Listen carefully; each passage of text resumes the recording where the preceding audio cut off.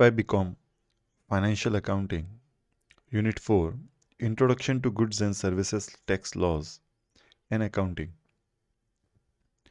मैं doctor Shakib Ahmad, assistant professor in commerce, MGV arts science and commerce college Malegaon city, इस presentation में आपको welcome करता हूँ। इस चैप्टर में जो सिलेबस कंटेन है उसमें फर्स्ट है goods and services tax, constitutional background of GST, concept of GST, definition of GST। Second जो पार्ट है इसका उसमें components of GST, that is CGST central goods and services tax, SGST state goods and services tax, IGST that is integrated goods and services tax. इसका जो third part है उसमें है input and output tax credit, input tax credit, output tax credit, और last जो इसका part है that will B procedure for registration under GST।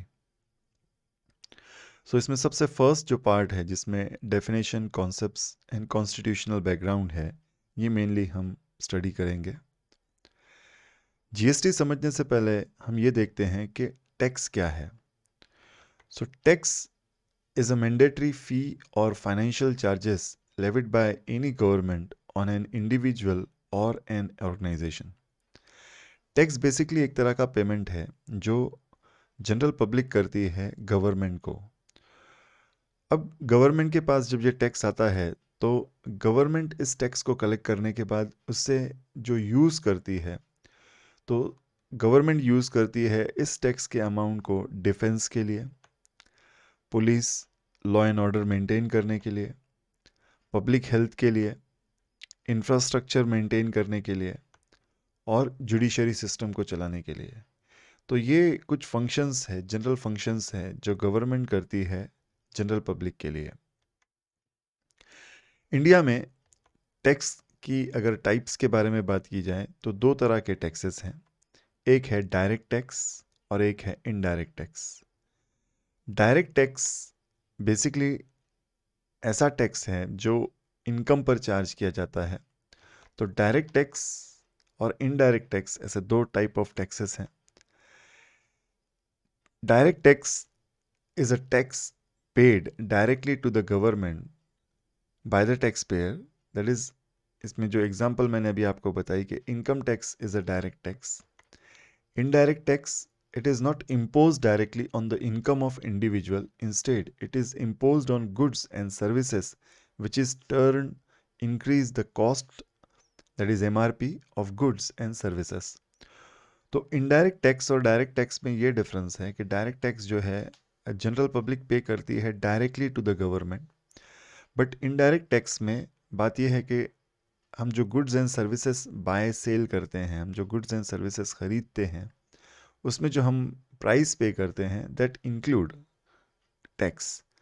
तो ये डायरेक्टली जो एंड यूज़र है या कस्टमर है वो गवर्नमेंट को पे नहीं करता, ये पे होता है indirectly to the government through different channels, और वही हम आगे चलकर अभी हम स्टडी करने वाले हैं। Goods and services tax GST के बारे में अगर बात की जाए तो गुड्स एंड सर्विसेज टैक्स जो है means any tax on supply of goods और सर्विसेज और बोथ, या तो गुड्स पर या तो सर्विसेज पर या सर्विसेज एंड गुड्स दोनों मिलाकर जो हम सप्लाई करते हैं, जो हम देते हैं या कोई भी बिजनेसमैन अगर देता है, ये सप्लाई बेस्ड टैक्स है। But supply of alcoholic liquor for human consumption, इस पर ये टैक्स चार्ज नहीं किया जाता।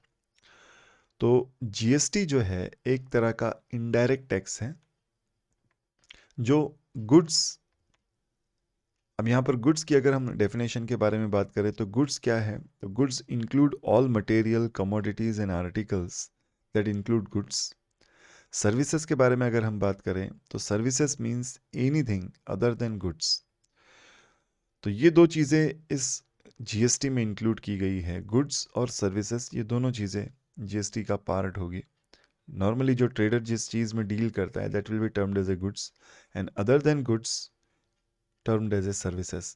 जो different services government businessman provide करता है डिफरेंट टाइप ऑफ सर्विसेज जो बिजनेसमैन प्रोवाइड करता है, that will be included in services.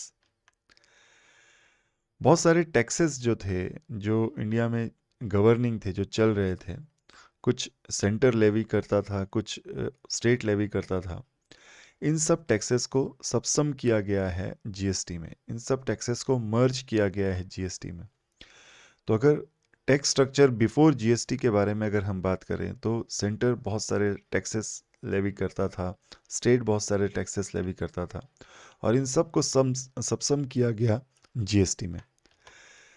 Central जो टैक्सेस लेवी करता था और स्टेट जो टैक्सेस लेवी करता था, उसमें सेंट्रल एक्साइज ड्यूटी है, एडिशनल एक्साइज ड्यूटी है, सर्विस टैक्स है, एडिशनल कस्टम ड्यूटी है, special additional duty of customs है, excise duty on medical and toilet preparations है।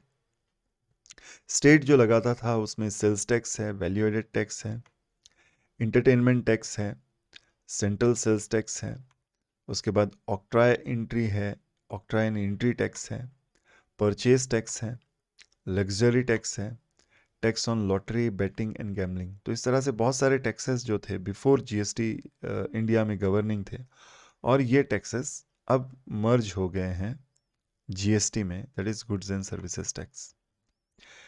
जीएसटी के फीचर्स के बारे में अगर बात करें तो अराउंड 17 टैक्सेस जीएसटी में सबसम हुए हैं, मर्ज किए गए हैं सेंट्रल और स्टेट के। ये कंजम्पशन बेस्ड टैक्स हैं, जहाँ पर कंजम्पशन एक बहुत इंपॉर्टेंट पार्ट है, सप्लाई होना बहुत ज़रूरी है। One tax rate across the country, ये इसका एक बहुत स्ट्रॉन्ग फीचर है कि ऑल ओवर, जैसे अभी यहाँ पर डिफरेंट स्टेट्स के अलग अलग टैक्सेस थे, रेट्स अलग अलग थे, तो डिफरेंट टैक्सेस थे, डिफरेंट स्टेजेस पर वो टैक्सेस चार्ज किए जाते थे और डिफरेंट रेट से चार्ज किए जाते थे। But one nation one tax का जो कॉन्सेप्ट जीएसटी ने दिया, तो अब यहाँ पर ऑल ओवर इंडिया एक कॉमन टैक्स रेट इन्होंने फॉर्म किया, और one tax rate across the country यहाँ पर चलता है। Taxable event that is supply of goods और सर्विसेज, ये मेनली एक चीज़ थी कि दोनों पर, सप्लाई ऑफ गुड्स और सर्विसेज, ये टैक्सेबल इवेंट होगा। मीन्स सप्लाई के लिए भी सेम, ये गुड्स के लिए भी सेम रेट ऑफ टैक्स था और सर्विसेज के लिए भी सेम रेट ऑफ टैक्स है। अभी मैंने जैसा बताया कि गुड्स और सर्विसेज में कोई बाइफर्केशन नहीं रखा इसमें, गुड्स के लिए भी सिमिलर रेट्स, सर्विसेज के लिए भी similar rates. Tax on tax, that is ये कैस्केडिंग इफेक्ट इसे कहते हैं, कि बहुत सारी बात अभी कैसा था कि इससे पहले before GST tax on tax था, एक बार टैक्स पे करने के बाद टैक्स पेयर फिर से उस पर टैक्स पे करता था। तो ये जो tax on tax cascading effects को जीएसटी ने एलिमिनेट किया, ख़त्म किया। Value addition tax at each stage, तो जहाँ एक से दूसरे के पास माल आकर बिकता है, तो जो वैल्यू एडेड हुआ है उसमें, वैट में जैसे जो सिस्टम था इससे पहले का, कि जो वैल्यू ऐड कर रहा है अगला पर्सन, अगला ट्रेडर, उस सिर्फ वैल्यू एडिशन पर उसको टैक्स पे करना है, ओवरऑल अमाउंट पर टैक्स पे करने की उसको ज़रूरत नहीं है। 4 टायर रेट सिस्टम है और 4 टायर रेट स्ट्रक्चर है। यहाँ पर अभी जीएसटी में 4 रेट स्ट्रक्चर्स दिए हुए हैं उसने। टर्नओवर लिमिट यहाँ पर डिसाइड की गई है कि मिनिमम ये लिमिट तक जीएसटी एप्लीकेबल नहीं होगा, after that GST will be applicable. Tax revenue appropriation between centre and state, properly यहाँ पर जीएसटी में 2 पार्ट उन्होंने किए, सीजीएसटी, एसजीएसटी, आगे चलकर अभी हम इस चैप्टर में हम स्टडी करने ही वाले हैं। तो सेंटर को बराबर उसका शेयर मिल रहा है, स्टेट को बराबर उसका शेयर मिल रहा है, और इक्विवेलेंट शेयर मिल रहा है, सेंटर को जितना मिल रहा है बराबर स्टेट को भी उतना ही शेयर मिल रहा है जीएसटी में। जीएसटी के बेनिफिट्स के बारे में अगर बात करें तो बिजनेस और इंडस्ट्री को जीएसटी से क्या बेनिफिट्स हैं, तो कंप्लायंस इजी हो गया है, अब ये इलेक्ट्रॉनिक पोर्टल पर है, और जो जीएसटी पेमेंट की भी जो बात है वो कंप्लायंसेस काफ़ी इजी हैं। Uniformity of tax rate structure, development of common nation market, तो यहाँ पर यूनिफॉर्मिटी हो गई है tax, which what ever be the state, आप किसी भी स्टेट में ट्रेड करो, आपको एक यूनिफॉर्म रेट से टैक्स पे करना है। तो ये काफ़ी बड़ा ईज़ है, ये काफ़ी बड़ा बेनिफिट है बिजनेसमैन के लिए। रिमूवल ऑफ कैस्केडिंग इफेक्ट, अभी मैंने आपको बताया कि टैक्स ऑन टैक्स अब नहीं रहा, ये एक चीज़ जीएसटी ने रिमूव की है। सेंटर एंड स्टेट गवर्नमेंट्स के जो टैक्सेस थे जिसमें simple and easy to administrate है, तो जीएसटी ने टैक्स को काफ़ी सिंपल कर दिया है। गवर्नमेंट के लिए ये टैक्स एडमिनिस्ट्रेट करना काफ़ी इजी हो गया है।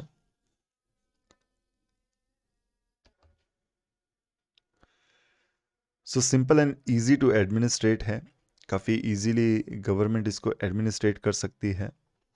यहाँ पर एक सबसे मेन चीज़, लीकेजेस और कंट्रोल्स जो है गवर्नमेंट के काफ़ी अच्छे हो गए हैं। अब जो टैक्स की चोरी जो होती थी उस पर काफ़ी अच्छा कंट्रोल गवर्नमेंट कर सकती है, क्योंकि ये एक चेन है। अगले को बेनिफिट तभी मिलेगा जब प्रीवियस ने उसका टैक्स पे किया होगा। इस तरह से इस चेन में आने के लिए गवर्नमेंट को इससे काफ़ी एडवांटेज है। इसमें जो लीकेजेस के जो चांसेस थे गवर्नमेंट के, वो काफ़ी इजीली अब गवर्नमेंट ट्रेस आउट कर सकती है कि किस चेन में कहाँ पर वो टैक्स पे नहीं हुआ है। तो इस तरह से ये एक काफ़ी अच्छा एडवांटेज है गवर्नमेंट को। उनके रेवेन्यूज़, गवर्नमेंट के जो इनकम है वो डेफिनेटली इंक्रीज़ हुए हैं जीएसटी से। इससे पहले तक जो टैक्स था वो काफ़ी कम जैसे कलेक्ट कर सकते थे, उसमें काफ़ी टैक्स अवॉइडिंग के, टैक्स की चोरी के काफ़ी चांसेस थे, बट अब यहाँ पर वो नहीं हो सकता। कंज्यूमर्स को इससे बेनिफिट है। Single transparent tax proportionate to value of goods and services है, तो कंज्यूमर के लिए वन सिंगल रेट है और टैक्स जो है वो काफ़ी कम अब इसकी वजह से कंज्यूमर को पे करना पड़ता है, मल्टीपल टैक्सेस नहीं पे करने पड़ते हैं। Relief in overall tax burden, तो जो टैक्स कंज्यूमर पहले ज़्यादा पे करता था अब वो टैक्स कंज्यूमर को कम पे करना पड़ता है। इस तरह से ये बेनिफिट्स है कंज्यूमर्स को। लास्ट पार्ट इसका हिस्टोरिकल बैकग्राउंड के बारे में अगर बात की जाए कि जीएसटी कब से स्टार्ट हुआ और कैसे वो डेवलप हुआ, फेजेस क्या थे जीएसटी के, तो एक ब्रीफ ओवरव्यू हम जीएसटी का लेंगे कि भाई कैसे जीएसटी डेवलप हुआ। तो 2000 में अटल बिहारी वाजपेयी जब इंडिया के प्राइम मिनिस्टर थे, उन्होंने एक कमेटी सेटअप की जिसने जीएसटी का पहला ड्राफ्ट जो था वो बनाया। 2004 में एक टास्क फोर्स जो है वो उसने जीएसटी पर काम करना शुरू किया इम्प्लीमेंट करने के लिए। 2006 में फाइनेंस मिनिस्टर ने प्रपोज किया जीएसटी को और प्रपोज किया कि भाई अप्रैल 2010 से वो इम्प्लीमेंट होगा। उसके बाद 2007 में जीएसटी के रेट्स जो थे वो 4 और 3 ये डिसाइड किए गए। उसके बाद 2008 में एग्जिस्टिंग कमेटी जो फाइनलाइज थी कि ड्यूल जीएसटी स्ट्रक्चर को उन्होंने, यानी स्टेट और सेंटर में वो जीएसटी लेवी होगा, इस तरह से वो कमेटी ने फाइनलाइज किया। 2010 में प्रोजेक्ट किया गया कि भाई ये कंप्यूटराइज बेस होगा, कमर्शियल टैक्सेस को उन्होंने लॉन्च किया और इम्प्लीमेंटेशन के बारे में ये डिसाइड किया गया। 2011 में कॉन्स्टिट्यूशनल चेंजेस किए गए, अमेंडमेंट्स किए गए जीएसटी लॉ को इंट्रोड्यूस करने के लिए। 2012 में स्टैंडिंग कमेटी ने डिस्कशन स्टार्ट किया जीएसटी पर कि जीएसटी के क्लॉजेस क्या होंगे और जीएसटी के बारे में फर्दर डेवलपमेंट्स कैसे होंगे। 2013 में स्टैंडिंग कमेटी ने एक टेबल फॉर्म में जीएसटी को रिपोर्ट किया, बताया कि भाई जीएसटी आगे कैसे अब डेवलप किया जाएगा और कब से इम्प्लीमेंट होगा, क्या होगा। 2014 में जीएसटी बिल री इंट्रोड्यूस किया गया पार्लियामेंट में, फाइनेंस मिनिस्टर ने इसको इंट्रोड्यूस किया। 2015 में जीएसटी बिल लोकसभा में पास हुआ बट वो राज्यसभा में पास नहीं हुआ। 2016 में GSTN network, that is GST network के बारे में रविदास गुप्ता कमेटी की ये लाइव की गई, बताया गया कि भाई जीएसटी नेटवर्क किस तरह से होगा। उसके बाद 2017 में जो है 16 में ये जो चेंजेस थे कॉन्स्टिट्यूशनल अमेंडमेंट्स में, फिर ये जीएसटी पास किया गया, प्रेसिडेंट ने असेंट दिया उसको, प्रेसिडेंट ने उसको अप्रूवल दिया। 2017 में जीएसटी मिडनाइट 1 जुलाई 2017 को ये जीएसटी लॉन्च किया गया, जीएसटी एक्ट पास किया गया। 2017 में जम्मू एंड कश्मीर ने अपना लेजिस्लेटिव जीएसटी एक्ट पास किया सेपरेट जुलाई में 2017 में, और 2017 में ही फिर जीएसटी, फिर आईजीएसटी, यूटीजीएसटी, एसजीएसटी, इस तरह के जो अलग अलग जो कंपोनेंट्स है जीएसटी के, उसको उसके बिल्स जो है वो जीएसटी के पास किए गए। तो ये एक ब्रीफ हिस्टोरिकल बैकग्राउंड था जीएसटी का। और अब जो जीएसटी है फिर उसमें काफ़ी अमेंडमेंट्स किए गए, एक्ट्स में काफ़ी डिफ़िकल्टीज आई, उसमें फिर काफ़ी अमेंडमेंट्स किए गए, काफ़ी चेंजेस किए गए, और स्टिल वो चेंजेस, रेट्स काफ़ी ज़्यादा थे पहले, फिर वो रेट्स को कम किया गया, डिफरेंट डिफरेंट कमोडिटीज़ पर रेट्स को कम किया गया। तो इस तरह से जीएसटी के हिस्टोरिकल बैकग्राउंड था इसका, और फर्दर जीएसटी डेवलप हुआ। आज के इस लेक्चर में मैंने आपको बताया कि जीएसटी क्या है, उसके कंपोनेंट्स, एक कॉन्सेप्ट उसका जीएसटी का मैंने दिया। फिर उसके बाद जीएसटी का एक हिस्टोरिकल बैकग्राउंड हमने डिस्कस किया। अगले लेक्चर्स में फिर अब मैं आपको बताऊंगा सीजीएसटी, एसजीएसटी और दूसरी जो डिटेल्स है उसके बारे में। आई होप आज का ये लेक्चर आपको क्लियरली अंडरस्टैंड हुआ होगा। Thanks for watching.